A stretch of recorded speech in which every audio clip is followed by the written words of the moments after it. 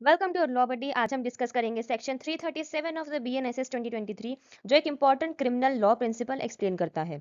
एक इंसान को सेम ऑफेंस के लिए दोबारा ट्रायल नहीं किया जा सकता। इसे हम डबल जेओपार्डी रूल भी कहते हैं। तो चलिए शुरू करते हैं।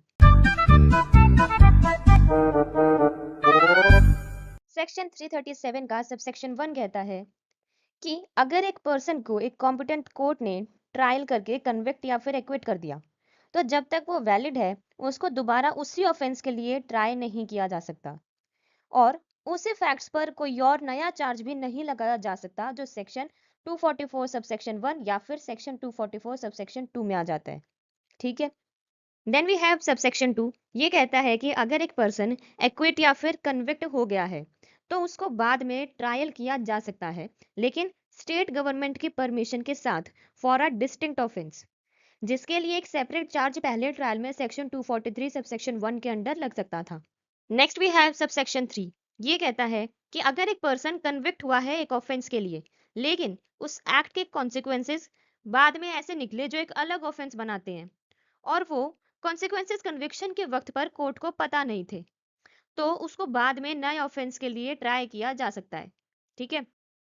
देन वी हैव सबसेक्शन 4, जो कहता है कि अगर एक पर्सन एक्विट या फिर कन्विक्ट हुआ है किसी ऑफेंस के लिए जो कुछ एक्ट्स पर बेस्ड था, लेकिन उन्हीं एक्ट से कोई और ऑफेंस भी बनता है जिसको पहली कोर्ट कॉम्पिटेंट नहीं है ट्राई करने के लिए, तो उसको बाद में नए ऑफेंस के लिए ट्राई किया जा सकता है। Next we have subsection 5। ये कहता है कि अगर एक पर्सन सेक्शन 281 के अंडर डिस्चार्ज हो गया है तो उसको दोबारा उसी ऑफेंस के लिए ट्राई नहीं किया जा सकता, एक्सेप्ट अगर कंसेंट मिले उस कोर्ट का जिसने डिस्चार्ज किया था या फिर उस हायर कोर्ट का जिसके अंडर वो पहली वाली कोर्ट थी। Then we have subsection 6। ये कहता है कि इस सेक्शन का effect general clauses act of 1897 के सेक्शन 26 और इस संहिता के सेक्शन 208 पर नहीं होगा। ठीक है। इसी के साथ हमारे पास एक एक्सप्लेनेशन ये कहता है कि किसी भी कंप्लेंट का डिसमिस होना या फिर एक्यूज्ड का डिस्चार्ज होना या फिर एक्विटल नहीं माना जाएगा इस सेक्शन के लिए।